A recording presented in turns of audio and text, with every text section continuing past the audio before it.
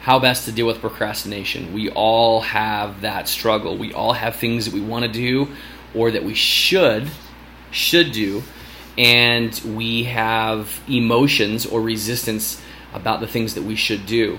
No matter if that's business related, whether that's work related, whether that's family related. That might be mopping the floors. That might be self-care. Whatever that resistance is to the things that we should be doing, those are things that we need to note, we need to write down, we need to make an inventory of, because we have resistance to those things that need to take place in our life. So what's important to be able to note in this is, if you have that thought, I should be doing this, should is founded in shame.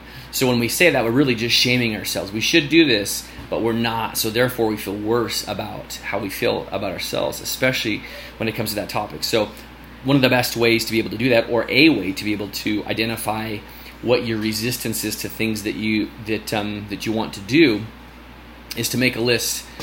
2 columns. Okay, 2 columns. The first column is what I should be doing, and the second column is what emotions I feel about that. So the first column might be, I have resistance to working out, and the emotion or the feelings that correspond with that could be, I feel resistance towards it because of fear of failure, because maybe I've lost weight before and I've gained it back, and so I'm fearful of trying it again. You might have other tasks that need to be done. For example,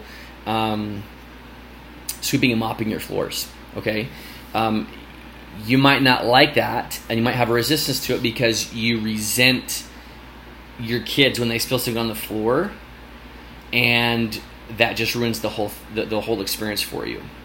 Or you might have something else in your life where you've got to accomplish something at work, and you feel resistance to it because you feel angry about the circumstances surrounding that particular task. So you might say, this is a thing I should do, but this is how I really feel about it. Once you identify what you resist doing and why, it's easier to let that go, because we carry myths about those emotions. We create stories with each of those emotions that correspond with the things that we should do.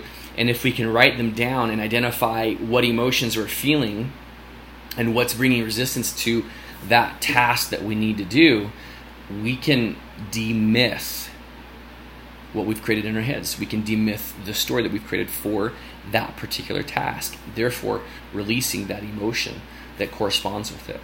So procrastination is a very, very, very common issue that all of us deal with, that I deal with, that you deal with. The real question is, are you ready to take the steps to release procrastination in your life?